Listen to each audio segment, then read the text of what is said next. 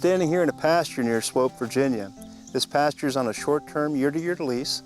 The farmer was interested in options to exclude cattle from the stream here, but then also that created some challenges to find an alternative water source. This issue led to an ongoing project to explore solar-powered water pumping systems. Now, the ideal situation is to have a year-round system, the lines buried, for freeze protection.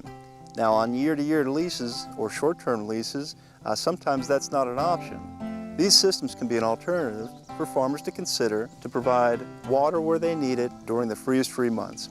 With the support of project sponsors, we've been able to set up different on-farm demonstration systems to assess system performance and also understand farmer experiences in operating these systems.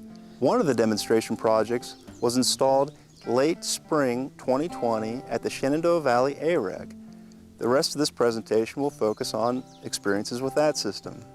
Now here's some footage of the demonstration system at the Shenandoah Valley AREC. The solar array that you see are 6 100-watt panels for a 600-watt solar array mounted on a pole. On the pole is a system controller. This system controller regulates the energy that's supplied to a submersible pump in that pond that pumps water to the trough, which is about 650 gallon storage. Once that trough is full, a float valve closes and the pump pumps water towards the top of the hill where there is a system reservoir of about 2,250 gallons. Unique to this system is the 1,000-gallon collapsible onion tank. The onion tank folds up much like a tent for easier relocation. And the other is the addition of energy storage in a small battery bank. They don't actually need a battery bank. We can just pump water up the hill and then gravity flow off of that. However, we often receive a lot of questions with interest, and battery prices have come down dramatically over the past few years. In this scenario, the batteries store energy, so when there isn't sufficient solar resource, the batteries can provide power to the solar pump. So in a way, we have energy storage both in batteries and in the capacity of the reservoir at the top of the hill to then gravity flow to supply water to that trough. Now let's hear from Gabe regarding some of their experiences with the initial use of this system. Standing in one of our pasture systems here at the farm. This is around 140 acres in size.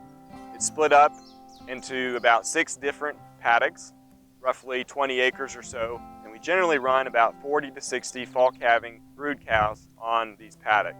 One of the pastures, however, is 45 acres in size, so it's a much larger pasture, and it only has one watering source in the entire paddock. What we have traditionally done is we split this pasture in half.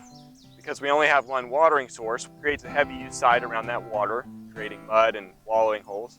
It also creates heavy use sites along the shade, and it also creates ruts in the lane as the animals travel back and forth to get to water.